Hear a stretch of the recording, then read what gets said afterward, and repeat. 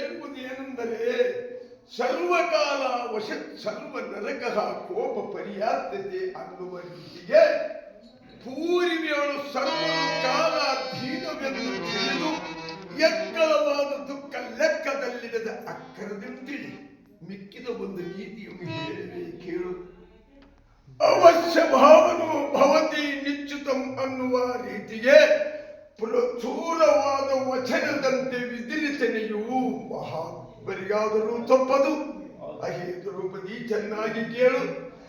ಶರತ್ಚಂದ್ರ ಕೀರ್ತಿ ಸಾಂದ್ರನಾದ ಸತ್ಯ ಹರಿಶ್ಚಂದ್ರ ಮಹಾರಾಜನು ತನ್ನ ಶ್ರೇಷ್ಠವಾದ ಅಷ್ಟಭೋಗವನ್ನು ನಷ್ಟಹೊಂದಿ ತನ್ನ ಪಟ್ಟದ ರಾಣಿಯೊಡನೆ ಕೆಟ್ಟಡಿಮೆಯೋಳು ದಟ್ಟ ದರಿದ್ರತ್ವದಿಂದ ಕಷ್ಟಪಟ್ಟದ್ದು ಎಷ್ಟದ್ದಿ ಹೇಳಲಿ ನಾರಿಮಣಿ. ಅಲ್ಲದೆ ಮಾಡಿದವರಿಗೆ ಮಾಡಿದಷ್ಟು ನೀಡಿದವರಿಗೆ ನೀಡಿದಷ್ಟು ರಾಮೇಶ್ವರಕ್ಕೆ ಹೋದರೂ ಶನಿಯೇಶ್ವರನು ಬಿಡನೆಂಬ ಗಾದೆಯಂತೆ ಮನಮೋಹನನು ಸಾವು ಎದುರಿಗಾಗಲು ತಪ್ಪದು. ಪ್ರಾಣವಲ್ಲದೆ ಬಾಧೆಗಳು ಬಂದಾಗ ನೊಂದುಕೊಳ್ಳದೆ ಸುಂದರವಾದ ಅರವಿಂದ ಗೋವಿಂದನು ಮನದೋಳು ವಂದಿಸಿ ದಯಾಂತಿಗಳು ನಿಂದಿಸಿ ಮಹಾಶಾಂತದಿಂದಿರುವುದು ಒಳಿತಾಗಿದೆ ಕಂಡಿಯ ಸುಂದರಿ ಚಿಂತೆಯನ್ನು ಬರಿ.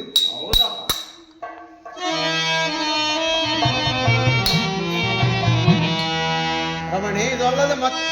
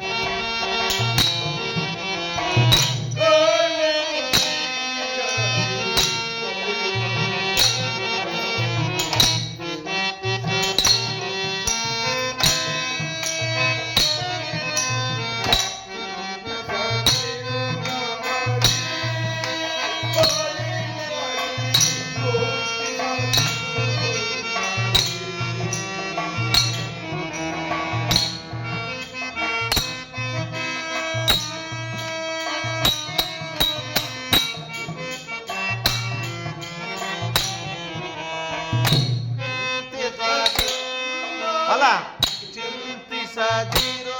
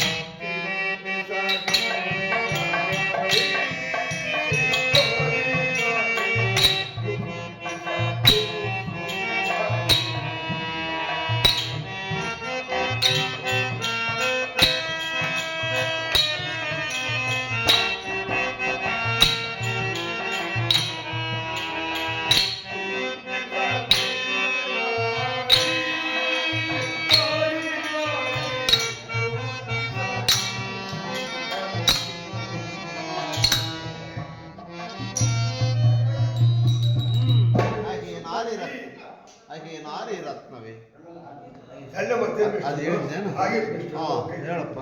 ಅಹೇ ಸುಂದರಿ, ಅಜ್ಞಾನ ಸಾಗರ ಮಗ್ನಳಾಗಿ ವಿಘ್ನವಿಲ್ಲದೆ ಲಗ್ನ ಕಾಲಕ್ಕೆ ಮಾಡಿದ ಪ್ರತಿಜ್ಞೆಯು ಭಗ್ನ ಮಾಡಿದರೆಂದು ವಿಜ್ಞಾಪನೆ ಮಾಡಿದೆ. ಅದು ನಿಜ ಪ್ರಾಣವಲ್ಲವೇ?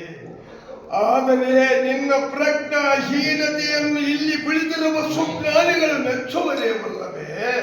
ಅದು ಯಾತಕ್ಕೆಂದರೆ ನನ್ನ ಬಿಟ್ಟು ನಿನ್ನೋರ್ವನು ಸೋತಿಲ್ಲ. ಇಂದಿನ ಕರ್ಮದಿಂದ ಈ ಕಷ್ಟ ಇಂದಿನ ದಿನ ಬಂದು ತೆಗೆದುವುದರ ಮಣಿ. ಸತಿಗೆ ಪತಿಯೇ ಗತಿ ಎಂದು ಹೇಳಿದೆ ನಿಜ. ಆದರೆ ಸತಿಗೂ ಪತಿಗೂ ಒಂದೇ ದುಃಖವು ಬಂದು ಸಂಧಿಸಿದಾಗ ಮುಂದಣ ಗತಿಗೆ ಪತಿಯು ಮತಿವಂತನಾದರೂ ಏನು ಮಾಡುವನು? ಪ್ರಾಣದಲ್ಲವೇ? ಹತ್ತಿದ ಮೋಹ ಪಾಶವು ಎತ್ತತ್ತಲು ಬಿಡದ ತತ್ತರಗೊಳಿಸುವಾಗ ಮಹಾಶಕ್ತಿಯಿಂದ ಭಕ್ತ ವತ್ಸಲನನ್ನು ಶಕ್ತಿ ಮೀರಿ ಧ್ಯಾನಿಸಿದರೆ ಭಕ್ತಿ ಮುಕ್ತಿಗಳು ಪ್ರಾಣದಲ್ಲವೇ? ಆದ ಕಾರಣ ನಾರಾಯಣ ಮೂರ್ತಿಯ ಪಾರಾಯಣ ಮಾಡು ನಾರಿಮಣಿ. ಚರಿತದ ನೀತಿ ಮತ್ತೊಂದು ಸಾರಿ ಹೇಳುವೆನು ಕೇಳು ಅಲ್ಲವೇ? ಅಸ್ಥಿರಂ ಜೀವನಂ ಲೋಕೆಯ ಅಸ್ಥಿರಂ ಧನ ಯೌವನಂ ಅಸ್ಥಿರಂ ಪುತ್ರ ನಾರೀಚ ಧರ್ಮ ಕೀರ್ತಿ ದ್ವಯಂ ಸ್ಥಿರಂ. ಪ್ರಾಣವಲ್ಲವೇ? ಇದರ ತಾತ್ಪರ್ಯವೇನೆಂದರೆ ಸಕ್ಕರೆ ಆಳುವಿಕೆ ಅಕ್ಕರೆಯಿಂದ ಸಾಗಿದ ಮಕ್ಕಳು ಮತ್ತು ಹೆಂಡತಿಯು ಎಕ್ಕಳವಾದ ಧನವು ಮಾನ್ಯವಾದ ಧಾನ್ಯವು ಶೃಂಗಾರವಾದ ಬಂಗಾರದ ವಸ್ತುಗಳು ಎತ್ತಲು ಬಿಡದ ಹತ್ತಿದ ಬಂಧುಗಳು ಸರ್ವವು ತಾನು ಸತ್ತಾಗ ಹತ್ತಿರ ಒಂದೂ ಇರುವುದಿಲ್ಲ. ನಿರ್ಮಲವಾದ ಧರ್ಮವು ವ್ರತಕ್ಕೆ ಪೂರ್ತಿಯಾದ ಕೀರ್ತಿಯು ಮುತ್ತಿಕೊಂಡು ಸಾರ್ಥಕವಾಗಿ ನಿಲ್ಲವು. ಆದ ಕಾರಣ ವರಪುರುಷನಾದ ಸ್ತ್ರೀ ಹರಿಯ ಚರಣ ಸ್ಮರಣೆಯು ದೃಢವಾಗಿ ಮಾಡು.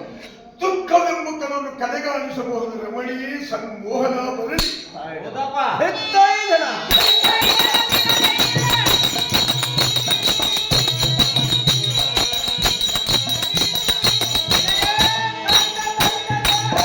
ಅಹೋ ಸುಂದರ, ಹಾಗೆ ಸುಂದರೇ ಮನೋಹರ,